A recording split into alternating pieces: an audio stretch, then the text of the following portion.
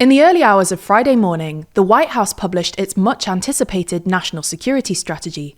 The 33-page document was chock-a-block full of MAGA's favourite talking points, but the bit that drew the most attention was about Europe, where the US suggested it should, quote, cultivate resistance against a European establishment that is, according to Trump and co., leading Europe towards, quote, civilizational erasure. Only a few hours later, the European Commission then announced that it would be imposing a fine on Elon Musk's X for failing to meet its transparency obligations under the Digital Services Act, sparking a furious reaction from both Musk and senior White House officials. This all comes in the context of ongoing Ukraine negotiations, which don't seem to be going brilliantly for Kyiv or its European allies, with Trump accusing Zelensky of not even reading his peace plan on Sunday, and sharing a New York Post article mocking, quote, impotent Europeans to his Truth Social on Monday. So in this video, we're going to take a look at why the EU and the US are falling out yet again, and how the EU should react.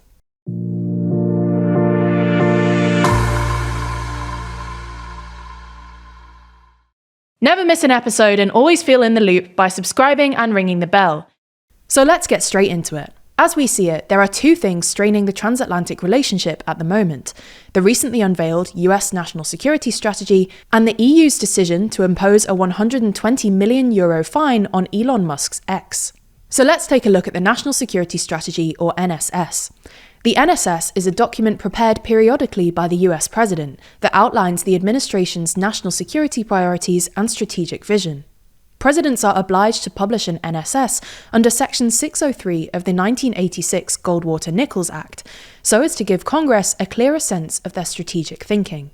Anyway, ever since Trump returned to office, his new NSS and what might be in it has been a hot topic in Washington, especially because there was apparently a fair bit of disagreement within Trump's team over what sort of posture the US should take towards China, with some in the administration arguing that the US should focus on its so-called sphere of influence in the Western Hemisphere, and others arguing it should instead focus on China as the primary threat to America's global hegemony.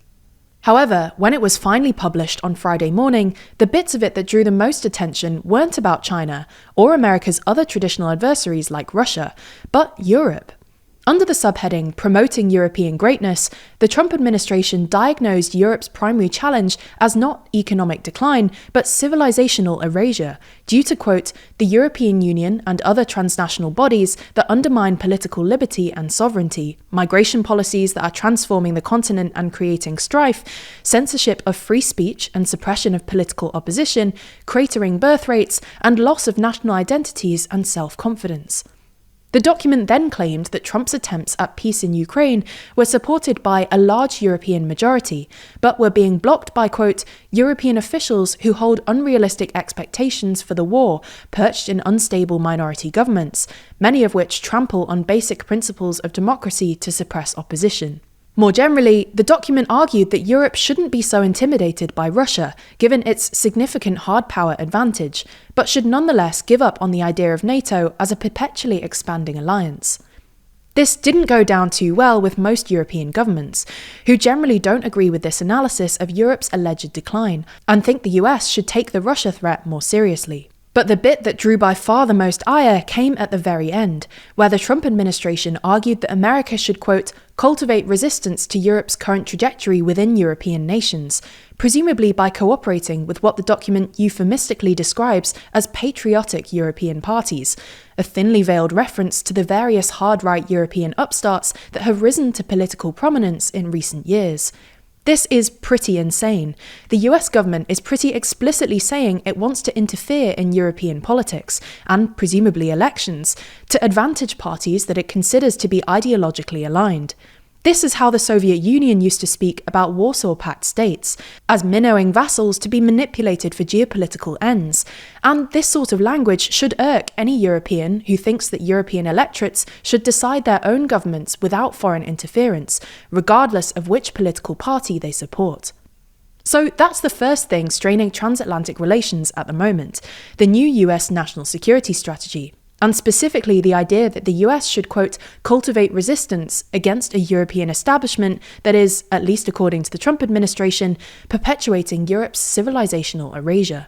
The second thing straining transatlantic relations, however, is a €120 million fine imposed by the European Commission on Elon Musk's X for breaching a number of its transparency obligations under the Digital Services Act, or DSA.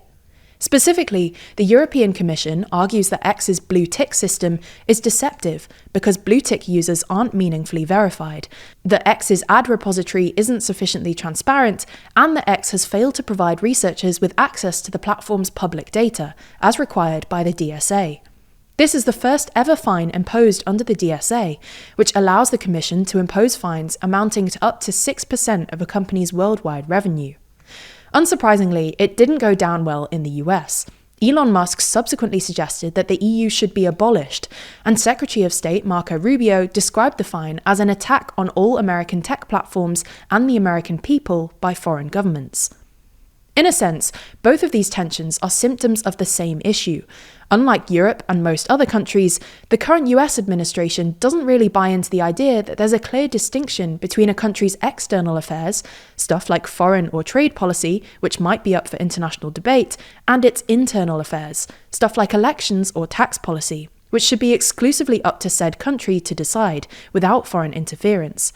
It's for this same reason that the Trump administration feels comfortable bashing Brazilian judges. They just don't see a real distinction between external and internal affairs. So what happens next? Well, the public reaction from European politicians has so far been conspicuously muted. On X, Polish Prime Minister Donald Tusk implored his American friends to see that Europe is your closest ally, not your problem, while the EU's head diplomat Kaja Kallas insisted over the weekend that the US was still the EU's best friend.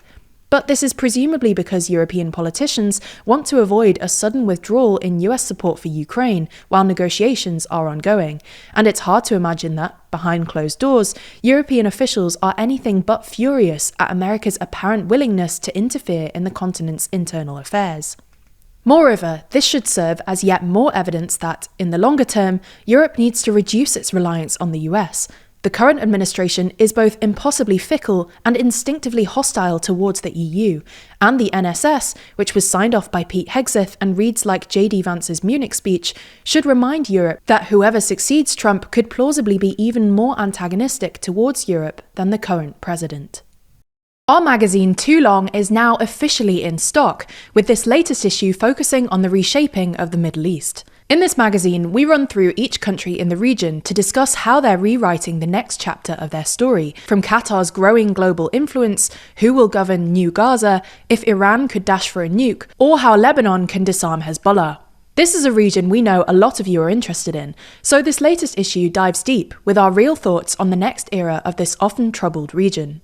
Not only that, but we also have sections focusing on UK, EU and global news, including our full rundown of some of the biggest elections which happened around the world over the past year. There's also our interview with YouTube's Money and Macro on how to fix the EU economy, the rise of the politician influencer, and the new left emerging in the UK. As a special Christmas offer, we're offering you special gifts if you subscribe to Too Long. For instance, new subscribers can get a set of TLDR keyrings for free, our assembly-required desk calendar for just £2 more, our wall calendar or Brexit the colouring book for £3 more, or get your first copy entirely free if you buy it alongside assembly required. Find all of the options by clicking the link in the description, or as always, skip all of the physical stuff by picking up the digital edition today.